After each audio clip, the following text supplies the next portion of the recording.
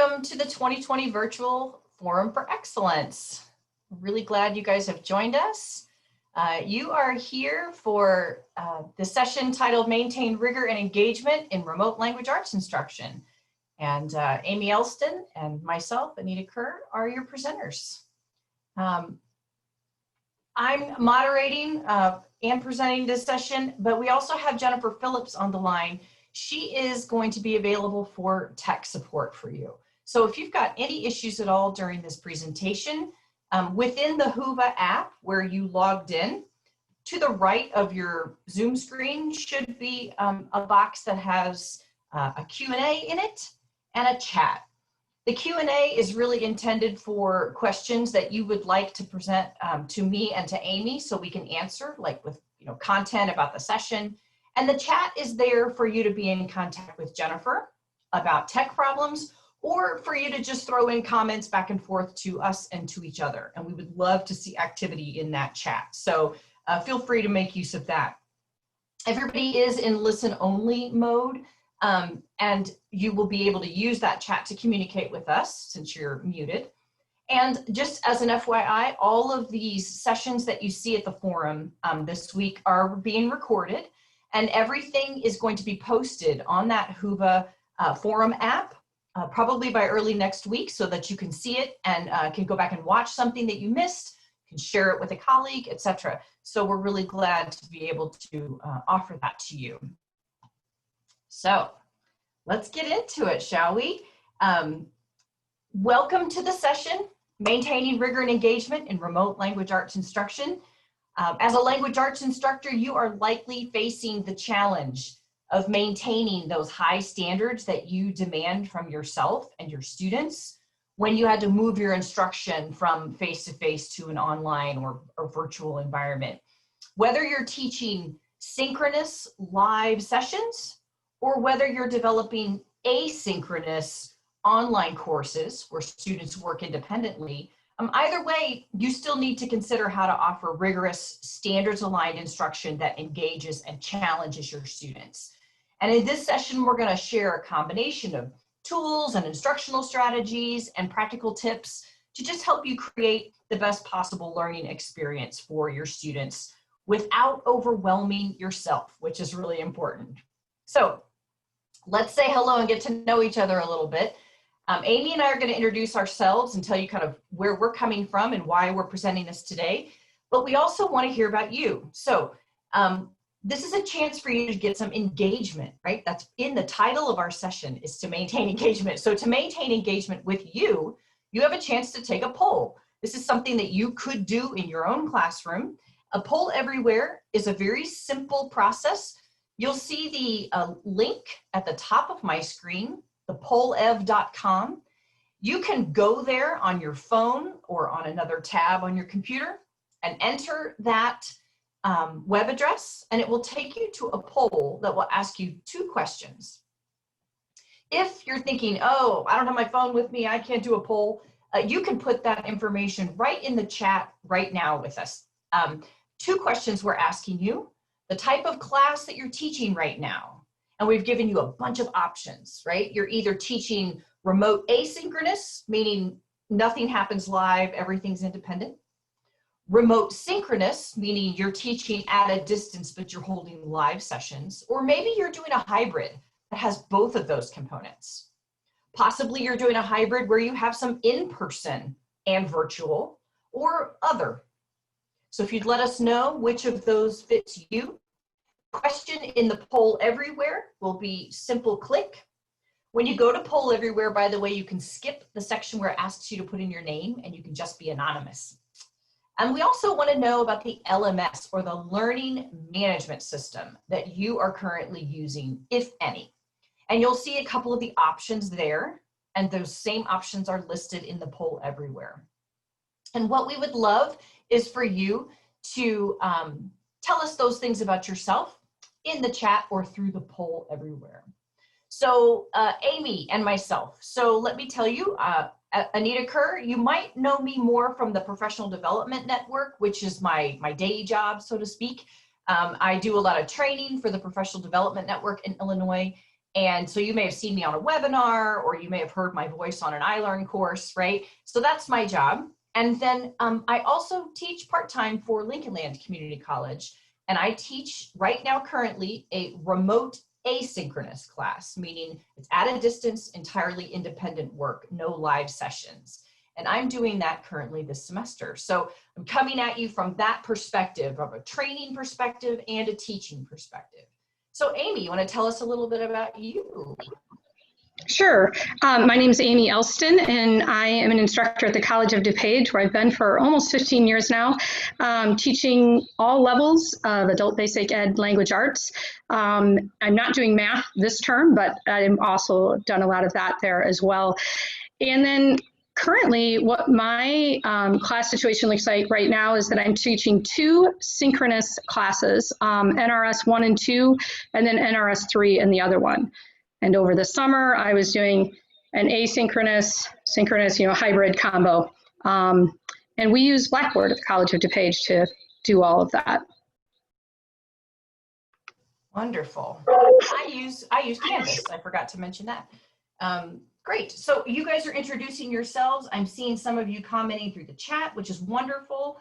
I also want to just take a peek and see if any of you used the poll everywhere option. So let's go look real quick and see if anybody has used the poll everywhere. It doesn't look like it. It looks like everybody chose to comment through the chat this time, which is totally fine.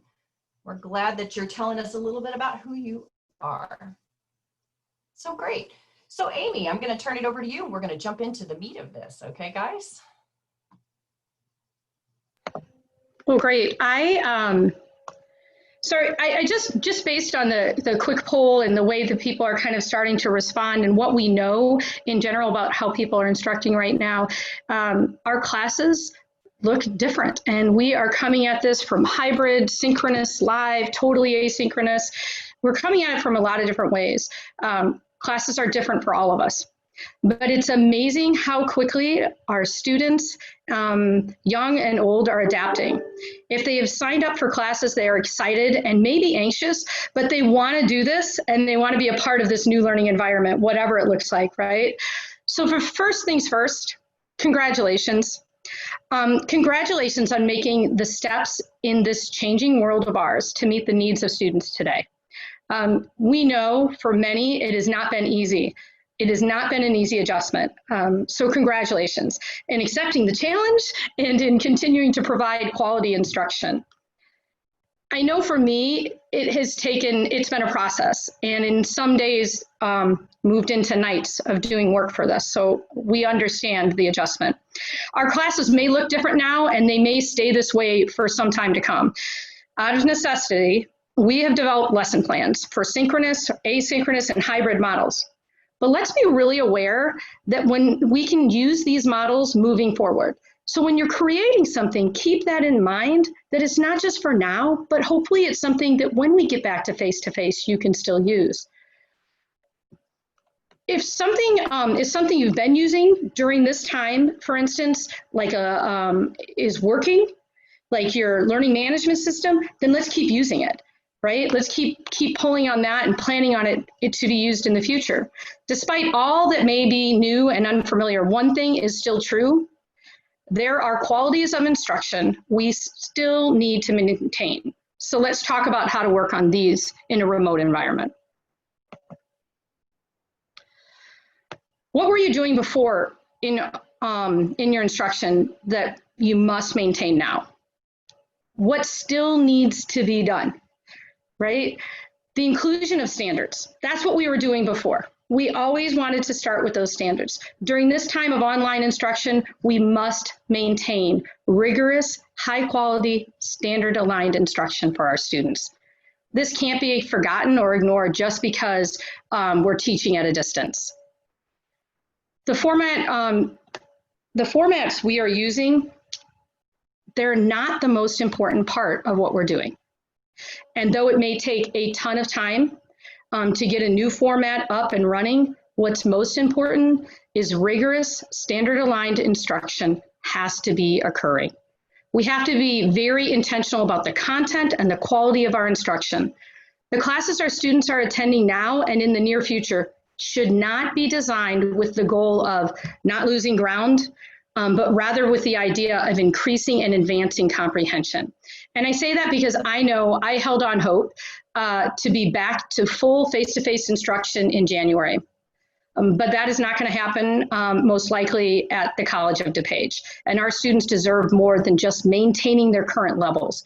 They should expect our instruction to move them forward. Just as with in-person classes, we have to let the standards drive our planning. What was your planning process before? If you were seeking out specific standards to target, please keep doing that. If you had not been doing that, take this as an opportunity to start intentionally targeting specific standards in every lesson. Now, you should be familiar by now with the Illinois Adult Basic Ed ASE standards, content standards, but if not, they are available on the Excellent in Adult Ed website. I think we're going to put that up in the chat right now so you can click on them and download them. Do any of you currently share with your students the standards that are the focus of your lessons? You can just throw that into the chat if you want. But what I've learned is that if I place the targeted standards in front of me during instruction, if it's included in my plans or on the agenda for the day for the students, I am more likely to keep that at the focus of discussion, whether that discussion is live or written, but having it visually in front of me keeps bringing it back to the target and the focus of my lesson. And I see that I'm reminded of it as well as my students. So an easy and logical way to teach reading and writing standards is by using social studies and science content. The Illinois ABE and ASE content standards and college and career readiness standards are all built this way. The language arts standards are to incorporate social studies and science standards together. It's easy to seamlessly embed social studies and science content into your general language arts instruction. And this saves time, not just for you, but for your students. We have to remember that our students need to build knowledge as well as learning, reading, writing, and speaking and listening skills. So let's double dip, so to speak, right? By teaching reading skills such as finding main idea, citing claims and evidence, and author's point of view while teaching important social studies and science concepts, we're getting two things done at once. We're using informational text. Using informational text allows us to maximize the limited time we have with our students. So let's talk about an example of this. If I use the speech from Robert F. Kennedy in relation to the civil rights movements and the assassination of Martin Luther King, we offer our students an opportunity to learn important American history and even current events, right? As well as the concepts of author's purpose and claim. In addition, I can move that into writing, to meeting writing and speaking and listening standards. It all depends on how we choose to incorporate that speech. But if I do it intentionally, I can cover a lot of ground in a little bit of time. One other really key point that comes from using social studies and science content while teaching reading and writing is the engagement. It increases the engagement of our students with the text. So when students are more likely to discuss and share the knowledge when they have been able to synthesize several texts on the same topic. We can build knowledge more easily when we are working through themed content in these areas. Rather than just jumping from text to text, it's just as easy to instruct using science and social studies texts as random unrelated articles. It sometimes takes, I'm not gonna lie, it sometimes takes a little more preparation, right, to teach like this, because our adult ed textbooks really aren't set up this way, although there are more that are being offered that do this. But there are plenty of online resources to help you find content-rich, complex texts to teach. Great. So let's talk about some of those tools. So some of those tools that Amy was just talking about, if you want to embed science and social studies content to just at the same time you're teaching reading and writing, Here are some great ideas. The benefit of using sites such as the ones you see on your screen is that they also identify the standards that are being targeted with each text or lesson. So you can easily help yourself by designing those standards aligned lessons that Amy was just telling you about. A few of the most valuable free resources that we use for lessons and texts are here on the screen. We chose these particularly because we A, have experience with them, and B, they're free. That's valuable and important to us. So you see ReadWorks, Newsela, Khan Academy, Common Lit, and CK12 are great. CK12 has a lot of math and science component in it as well. Khan Academy, ReadWorks, Newsela, Common Lit, they also have some science, lots of social studies, language lit heavy as well. So there's a little bit of a mix of everything here. Amy is currently using ReadWorks with her NRS, low-level NRS students, and she finds that it has really valuable content, particularly the questions that target specific standards. And it's really easy to add additional questions on top of those as you like. I personally am using Common Lit right now with my higher level students, my NRS 5-6. And I personally love Common Lit because it has usually 5 questions and then a writing prompt for every single text. And the teacher gets to grade that writing prompt and put in your own comments. So the feedback that you can provide there is really valuable. So Khan Academy, you may be super familiar with. Again, there's just some great resources here.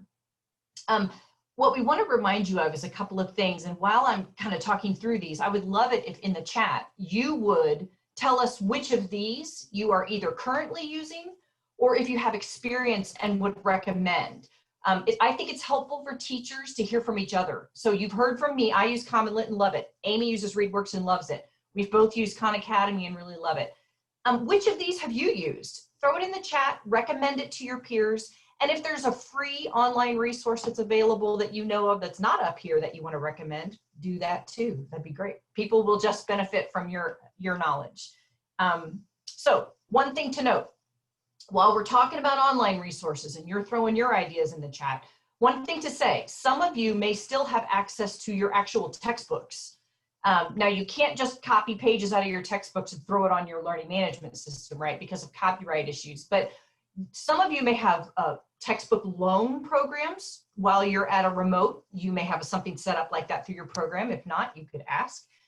Some of your students may have textbooks that have already been distributed to them that they already have in their homes. So just keep in mind, there are some great ones out there like Common Core Basics, A Journey to Success, 6-Way Paragraphs. We don't have to throw out all the old stuff. There may be still some good things out there that you still want to use if your program allows for a book borrowing system, for instance. You can also think about using things like answer sheets, creating documents where students can respond to each other, holding discussion boards, reading the text out loud, etc. There's all kinds of different ways you can do it. Now, one thing I want to say about these online tools before we jump off of them is you may be thinking, well, I'm not using any of those right now, but I'm curious. So look at the chat, see what people are putting, try one. Amy and I are both firm advocates that we are not here to tell you how to overwhelm yourself. We're here to try to make your life better. So pick one, okay? Take a peek, Google it, read a little bit about it, find out something, and then look at it, try it. Just as you don't want to overwhelm yourself, you don't want to overwhelm your students. So you don't want to throw 4 new programs or online resources at them either. So pick one thing, try it. You don't have to do everything at once. We are firm believers in incremental progress, right? And that's okay. And you may at this point be feeling overwhelmed already, thinking about, okay, I've got to incorporate all these things. Remember, one at a time. But one thing we want to help you with is to keep in mind there are some ways to help you make some of this a little more manageable. And one of those things is a learning management system. So let's talk for a second about learning management systems. We asked in the poll, and I saw several of you are using Canvas, a couple of you are using some different things, Blackboard. That's great. I love that you're using learning management systems. It's very important that you use one if you can, because it's really helpful for you and for your students. So I'm going to tell you about how it's helpful to you, and then I'm going to turn it over to Amy. She's going to talk about why it benefits your students. So first things first, a learning management system is literally like a one-stop shop. It's a place to house your course, and it has grading functions in it. You can track your student progress. They can check their grades. There's ways for you to provide feedback. All of that in one location. So it's not just giving out their assignments, but it's actually giving their assignments, getting their responses, providing the grades and the feedback, giving announcements all in one place. LMS. Okay, so you may be thinking, well, I don't work at a big program like a community college. Maybe you work at a CBO or an ROE and you don't have a learning management system that's been handed to you by your institution. That's okay. There are some free ones available, such as Google Classroom and Canvas and a couple of other things out there.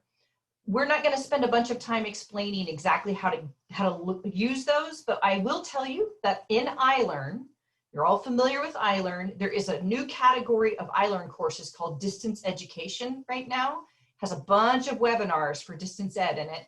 And one of them is called, let me see, Explore Free LMS Options. That's the name of it. If you want to jot that down, Explore Free LMS Options. That is a webinar that Amber and I do together, and we tell you exactly how to use Google Classroom and how to use Canvas for free. So go check that out if LMSs are new to you, okay?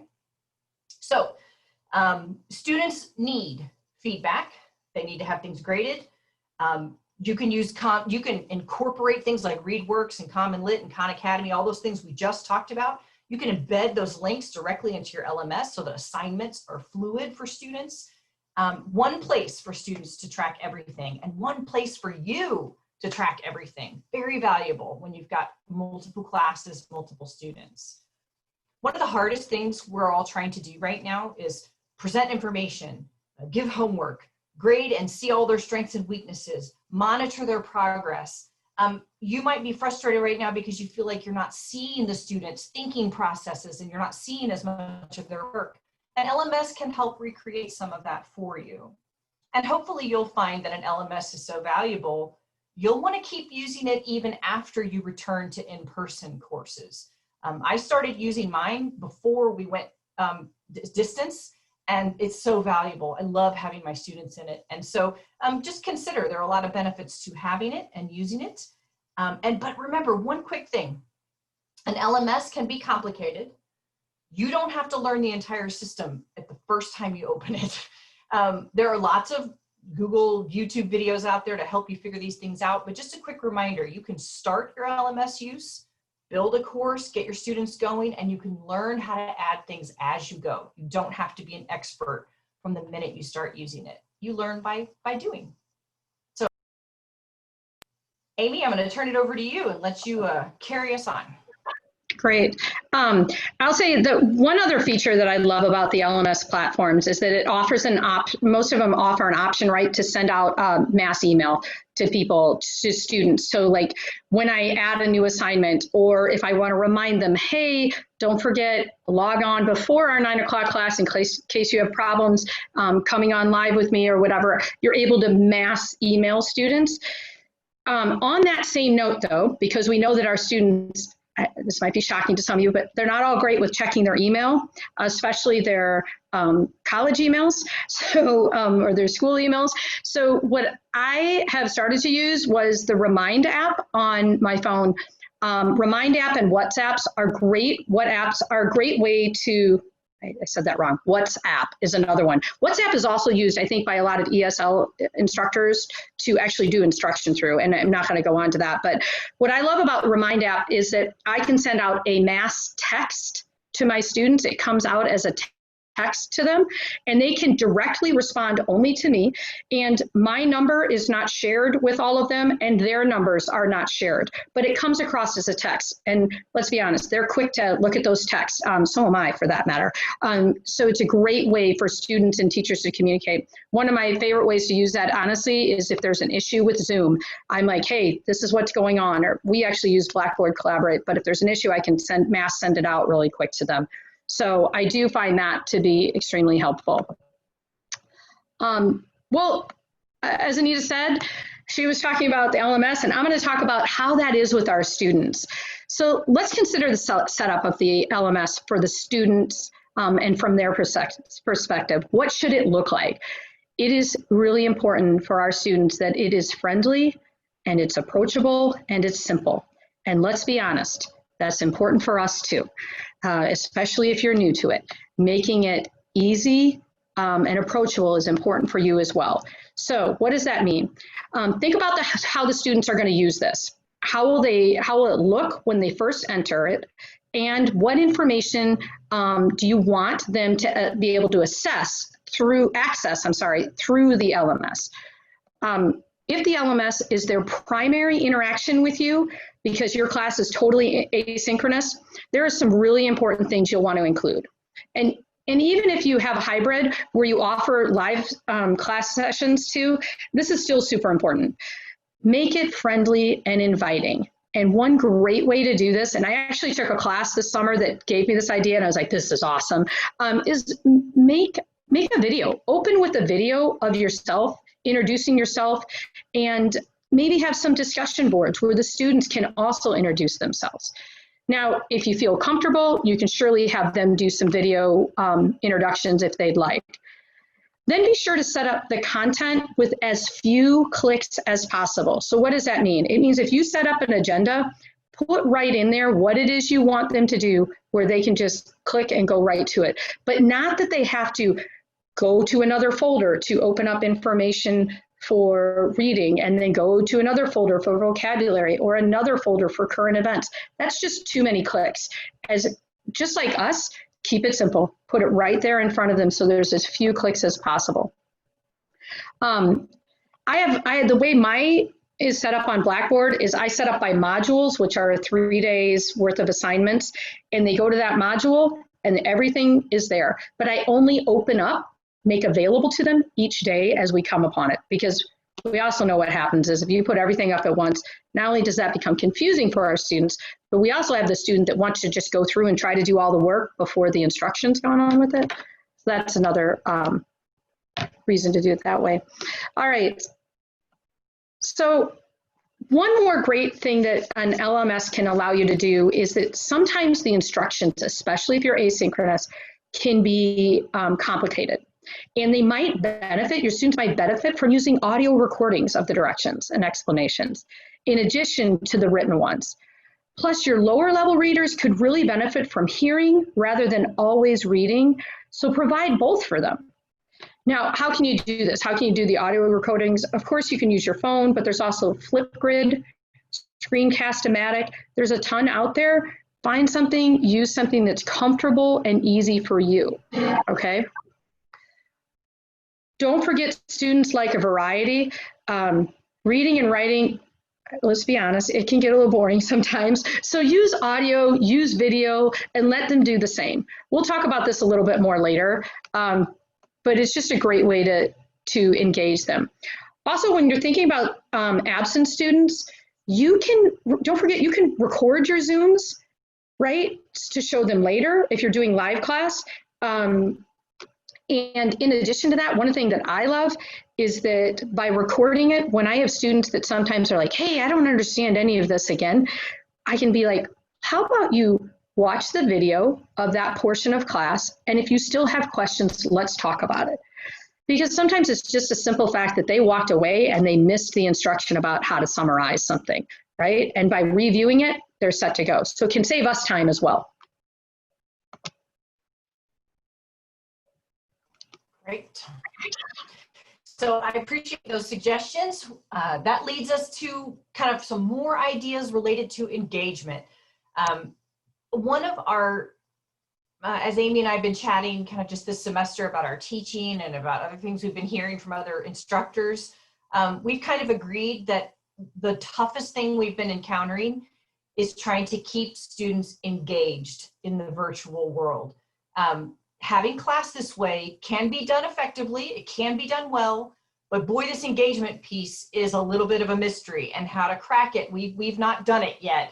I wish we could tell you that we had all the answers, but what we have discovered are a couple of suggestions that we'd like to offer to you, And then we would also love it if you have other ideas of what you've been doing to increase engagement. Throw them in the chat as we go and share them with your peers. That would be wonderful. So teachers are constantly needing to move their students on the continuum from passive learners to active. And this has been true forever, right? No matter what kind of environment we were teaching in. But in a virtual world, this seems to be a bigger problem. This passive learner, we've got to figure out how to move them off. So we're going to go over 3 quick ways that you can work on engagement in your class. So you'll see them here on the screen. We're going to go through them kind of one at a time. So we're going to talk first about using videos to increase student engagement. It's likely that you already use videos, and that's wonderful. I think that's great. We're going to throw a little bit of a wrench maybe in your thinking about videos, which is, think about how often you find a YouTube video out there, you think, oh, that fits with my lesson, you throw it in, you have students watch it. That is great. But is the engagement as high as it could be? Students are really good at watching YouTube videos. I have 2 teenagers in my house, and they're really good at it. But you know how they watch videos? Passively. They sit back and they're entertained by the video. Sometimes they will bring it to me and share it with me. That's about as active as they get, right? Passive viewing. So we teachers, we have a different goal when we ask students to watch a video. So make sure that when you assign a video as part of your instruction, and again, Amy and I think using video is great, but when you do it, think about how to include engaging activities pre and post video, okay? So you could create a short list of pre-questions that prompt students what to watch and listen for. That's good with your lower levels. You could even include a pay a special attention at the 2-minute mark kind of warning when you give them the link. It gives them that anticipation. You might also need an activity or a response after they have watched, so they apply what they saw, like just a couple of comprehension questions or a short writing prompt. Small group discussions on a discussion board or in a Zoom meeting can really help them talk about what they learned. All of this helps us take students from that passive to that active continuum. Good active video strategies also provide an opportunity for students to meet those speaking and listening standards, which can be tough in a virtual environment, and we acknowledge that. So let's look at a couple of options for really, first things first, and I don't know if this is in the notes anywhere, but I'm gonna say it before I forget. Amy reminded me the other day, short is good. Videos do not have to be 20 minutes long to simulate some sort of a lecture. 3, 4, 5 minutes at the max can be great, especially if you embedded those pre and post engagement activities. That becomes a really nice full activity around that video, even if it's short and 5 minutes. So here's a couple of options for you. Now, there are tons of videos out there. I'm going to warn you, there are many that are appropriate for our adult learners, and there are many that are not. There are many that are just too childish, and you need to preview anything that you give to your students to do because you've got to see if it's too kid-oriented, right? Here are a couple of options that are, generally speaking, appropriate. Reliable sources for videos in a language arts instructional room. Crash Course tends to be quick moving and high level, okay? So think about this for ASC students. Encourage your students to turn on their closed captions and read it as it goes because it goes by fast. Wonderful section on history and science, both excellent. It does go quickly. Khan Academy, you may be a little more familiar with. Those videos tend to be longish, they can be. They also tend to move a little slower pace. And so it's a little more appropriate for those lower level learners than the Crash Course. So keep that in mind as you're thinking. And there's a sampling of the topics that you'll find when you look for those searches. A couple of other options though. Don't forget like history.com and biography.com, pbs.org. These are some wonderful free sites that have very short videos, probably more appropriate for those lower level students. They're not generally long, but they can be filled with effective, interesting information that you can again reinforce with those pre and post activities. Now remember, when you're using a video from YouTube or from one of these sites, you can simply copy the link from the video and embed it in your LMS or in your Google Classroom announcement or in your Remind announcement, however you're doing it. But don't forget those activities that go pre and post video to wrap that student in some engagement so that we're really moving them from passive to active. These questions and activities that you give to your students around these videos can include comparisons from the video to text that they have read on a similar or same topic that can tie your instruction more directly to your reading standards, which is, again, really important for the rigor. We don't want everything to be about watching a video because their TABE and CASAS and GED tests and so forth are not going to be on video. So don't forget that text. Tie the video to a text and it makes it even more engaging and more rigorous. Well, great. So another important idea to focus on here is questioning strategies. What are some ways that we can create active participation when we're answering questions, right? Have you ever noticed, like, if you're doing a live session with students and you're trying to get them to participate actively, it's challenging, right? If the microphones are all on, everybody might be, it's chaos. I mean, the answers are coming at you, they're cutting each other off, there's background noise, right? That can be tricky. And when you're using a chat box, you might get the same two rapid fire chatters that can just text chat super fast and they get the answers and then other people just sit back and they don't respond because why would they? The answer's already out there. So here's a couple solutions for the live classes and how to maybe make some adjustments with that. Encourage students to raise their hands when they speak. And I'm not talking about in a video. On Blackboard, we have an option for raising hands. I know Zoom has an option. So encourage students to use that so you can call on them to speak just like you might in the classroom. That's one great way to address that issue. Or when using the chat, if you want students to respond in the chat with their answers, what I do is have them private chat me or direct chat me through so that everybody has a chance to answer. Everybody can take their time and answer at their own pace. So, and when they send it directly to me, nobody else sees it. So it's kind of neat because I get to respond to each of them and I do that verbally. I don't try to chat back to them. I just say, yep, you're right on track. Oh, you know, Anita, look back at paragraph 2 again. And I can say that pretty quickly with just encouraging students to participate actively in our discussions and not just sit back, right? Sorry. Here's another idea for questioning in an asynchronous online class. What about the discussion boards? So sorry, my words all tangled up there.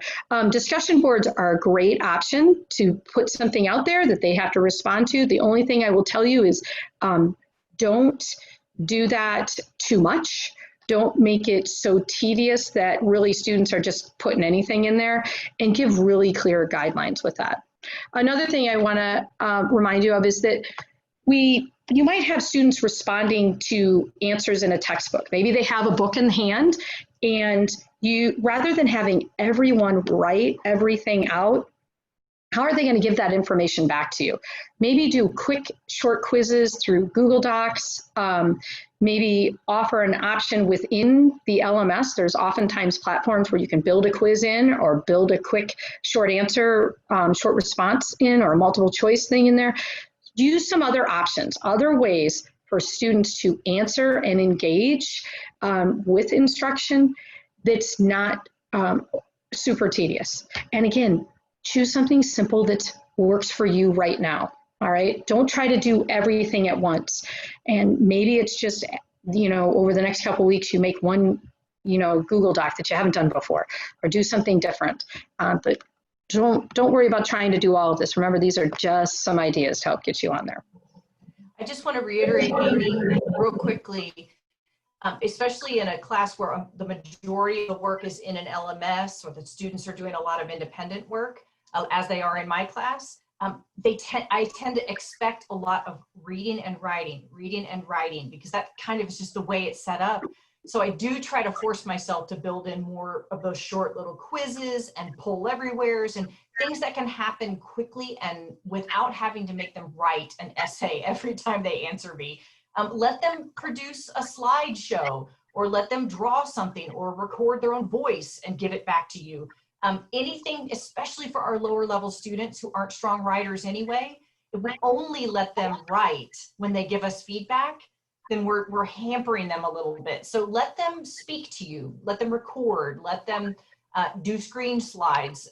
Anything that they can do that's a little more creative than just writing can really be helpful to your low-level students. So just keep that in mind. Yeah, absolutely. Using Vocaroo, a short video, they're smart. They can use their smartphones. They're very quite savvy on the smartphones. So let them use that as absolutely as a way to respond.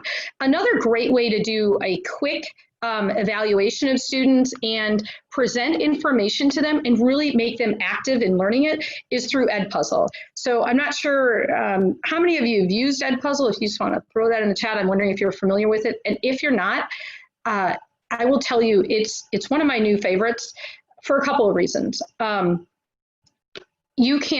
a couple of ways that you can use EdPuzzle. In a nutshell, it's a video or an audio with a PowerPoint that students watch and are stopped every so often to answer questions. It allows students to learn the content and strategies while checking for understanding. This also provides an opportunity for meeting listening skills, right? Which is one of our standards, is the speaking and listening skills. So that offers an opportunity for that as well. What's really cool about EdPuzzle is you can create your own EdPuzzle, or there's a large library you can use and just edit it to meet what you need for your class. So what I put up here, and I'm going to be real honest with you, the first EdPuzzle we're showing you, we're kind of skipping forward, and if you choose to look at it later, I re-listened to this and I was like, oh man, it's one I created over the summer for my students to teach a concept that I also instructed, but I wanted them to be able to review again later. And some of my students in the summer were allowed to just watch the videos of things of class. So this gave them an opportunity to actively participate. And that's what we want, right? The active engagement. So this first video, EdPuzzle, that we're going to show does that. It's about chronology and asynchronous, or I'm sorry, now I'm getting all my words for us. Chronology and I was trying to sequence and chronology. And we just wanted to show you a little bit. Do we have time for that, Anita, or are we running low? Great. So we're going to show you what an EdPuzzle looks like. And remember, you can create these with the slideshow. You can use a video, whatever you want. But here's an example of how they look. Can you see that okay?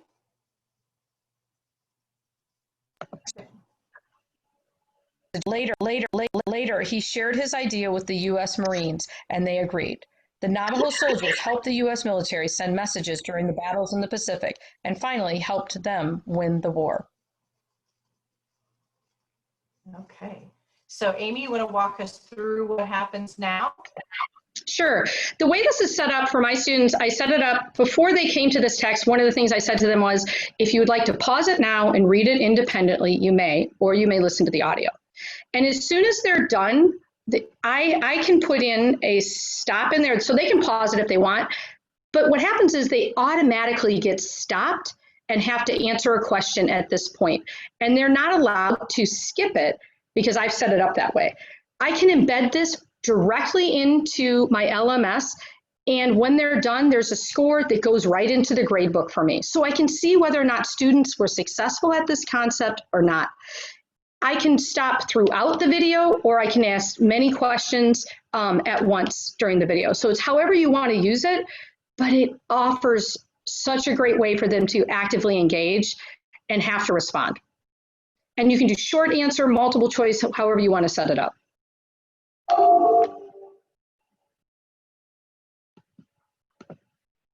All right. Thanks for sharing it. There is another one on there that is a video. We're not going to take the time to show that one too, but there is another one on there that is a video that was created by another instructor, and then I added my own questions into it. So that's what's so great about this program. Hopefully you've seen these before. And isn't it true, I'm not as familiar with EdPuzzle, but there's a library of pre-existing EdPuzzles that you can look at, or you can design your own, but both of those, right. That's true, okay. Right, that's what the second one is. If you look on there, there's somebody else's name on it, and then I just added my questions to what she had already created. She had some good questions in there, but she had some that were actually kind of for a different concept, so I added some more of that were more fitting to what we were doing. Great. Wonderful. So At this point, we've presented a lot. And I know some of you might be like, yeah, I know exactly what to do next. Or you may be completely overwhelmed with ideas and that are spiraling in your head. So what we'd like to do is help you make sense of all this a little easier, okay? First, remember, you don't have to do everything at once. And we've said that all the way through. So start with something basic and simple. And the first thing you want to do is make sure that you're writing down the standards that you wish to target. Let's start there, okay? So what I'm going to do is, if I were doing this, I'll share with you how I approach designing a lesson, and you can share your ideas in the chat if you want that kind of go along with this. But first things, I choose the standards I want to focus on and what's the concept that I'm going to teach. So here, my standards I've listed, and the concept is scientific method. And I chose these 3 standards: demonstrate the use of a variety of comprehension strategies.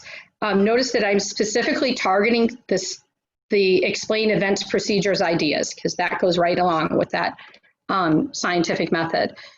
Then the next part is with guidance and support from instructors. So this is a writing one then. And the internet, I wanted them to publish some type of writing. And the last part says include multimedia components and visuals. So what's that going to look like? I'm looking at this. These are the standards. This is what I'm trying to present. How do I do this? Well, if I were doing this synchronously, I might use a textbook that I already have and that students have.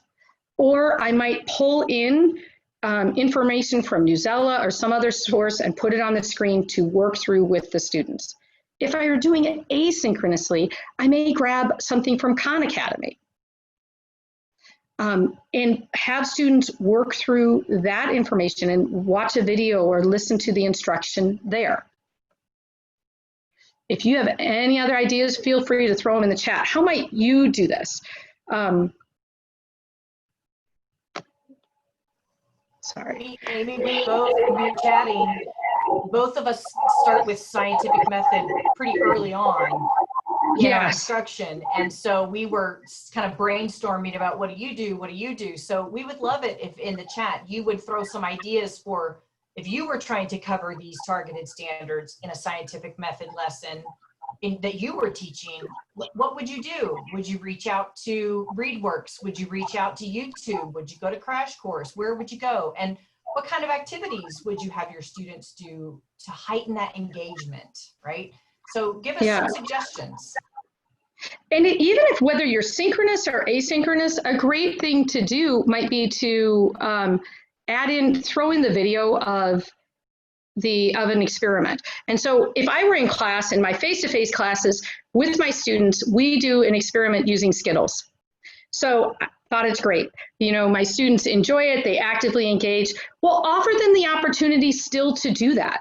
They can be presented with the experiment and conduct the experiment if they choose. Then I would take it a step further here, because the other part of the standards that I was trying to use there was we needed to write and produce something, and they need to use multimedia. So then I have my students present this via a Google Slides. And we've done this both synchronously and asynchronously, and I've done it in the classroom.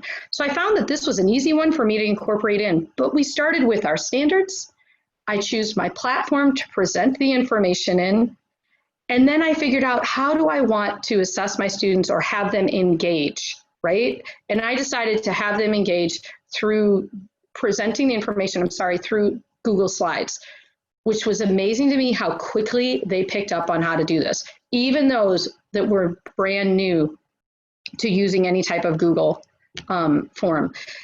The other thing I wanted to say with this is that a great way to do this instruction to share with the students was through EdPuzzle, because I could do all that I would have done in class or live in an EdPuzzle and presented it to them.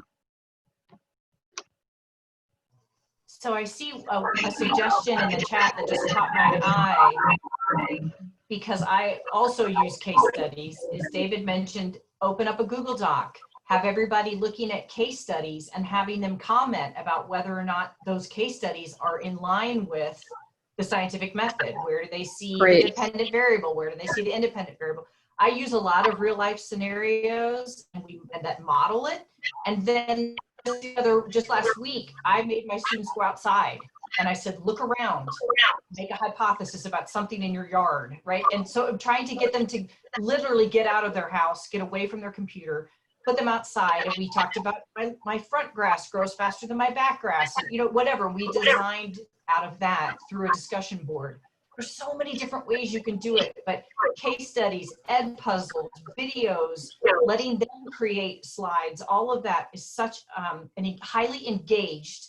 And yet, let's go back to the other piece of what we've been talking about, rigorous and high in content demand, right? You're teaching something that, in terms of the scientific method, required for the GED. They've got to know this. And you can do it in such a way that you're demanding a lot of them, but we can make it entertaining, we can make it engaging, we can make it interactive. And that is the goal. Just as you would face-to-face. Yeah, and I will say it was really cool to get to receive from the students their Google slide presentations. And in creating those Google slide presentations, I didn't have them do it via audio, but they had to include photos or video. They had to include each step of the scientific method, which involved their writing and their explanation of what was happening. It really kind of wrapped it all together. But again, it didn't take me, this was not something that took me a lot of time to do, but it was highly engaging for our students and it was rigorous. Excellent. Well, if anybody else has any other ideas, feel free to keep putting them in the chat. It's great. We love to see those. But we are getting near the end of our time. So I don't see anything in the Q&A that we need to address, but if you have a question, please make sure it gets put there so that Amy and I can address that with you. We would like to say, kind of as we close up here, that we appreciate what you're going through as both of us as teachers ourselves, and having made the jump from classroom to virtual world. We are really all in this together at this point. And if you feel alone, if you feel like you're just trying to swimming through all of this on your own, I would just encourage you to find a colleague. Find, for me, an Amy, right? So for you, you find an Amy that you can text and call and say, how was class today? And this is what I tried. And everybody needs somebody like that in their life. So I just would encourage you to find a person in your program or somebody you know, and be sharing ideas with them. It's really important. And it helps you realize that you're not alone in this. And then I would just say too, remember also that our students are probably feeling what we're feeling, only magnified. If you're feeling overwhelmed by the tech, they might be too. If you're feeling isolated in a virtual world, they probably are too. If you're feeling like the LMS is hard to learn, they probably. So just keep in mind that all the grace we can show each other at this point is to the good. So we really encourage you guys. We're happy that you were with us today. And we just want to say, keep going.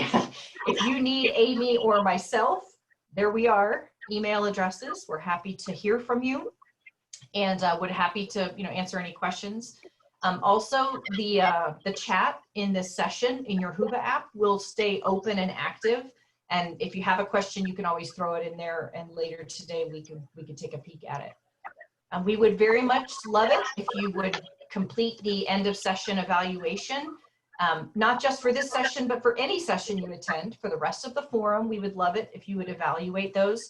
And the way you do that is right here. It's in the Whova app. When you click on the title to see your Zoom link, there's a rate session button, and you can just go in and rate every session that you see. So we would appreciate it if you would do that for us. The other thing I would encourage you of, if you haven't yet heard or seen on social media, the forum has a ton of cool giveaways and engagement opportunities. Tomorrow there's like all these coffee visits, and there's a mindfulness session going on at like 7:15 in the morning. Just really awesome opportunities. So check the agenda, follow these hashtags on your social media, and make sure that you're connected and getting involved through this forum. While we're virtual, let's not forget that we can still engage. And lastly, I'd like to just remind you of one of the cool things we're doing is a photo mosaic where everybody is sending in pictures of themselves, just a selfie of you or something like that. And we're creating a live mosaic of all of the forum attenders, and it's going to come together live tomorrow morning. And we would encourage, you'll see that tomorrow in some of your sessions, how to watch that. But make sure you text to that number a picture of yourself today so you can be involved in the photo mosaic. And we also want to thank, of course, our wonderful sponsors who were kind enough to offer support for our virtual forum for excellence. And so they have, there's sessions, vendor spots on the agenda that you can see. There are short little video clips, as well as some on-demand videos that you can watch. You'll see those under the vendors and the on-demand in the agenda. So we strongly recommend that you take advantage of some of these engagement times and make the forum special for you, even though we can't be in person. So thank you so much to all of you. Amy, I'll let you say goodbye. And yeah, thank you everybody for all you're doing and all of your suggestions and all of your ideas and your participation in this. And really just know that what you're doing is awesome. And with just a couple more things, it can be even better. So just keep moving forward and don't get discouraged. And if you're feeling discouraged, reach out because we're here to pep you up. That's right. That's right. So thanks everybody. Have a wonderful afternoon. You've got about a little bit of a break. The next sessions start at 2:30. So enjoy a little break and we'll see you at the next session.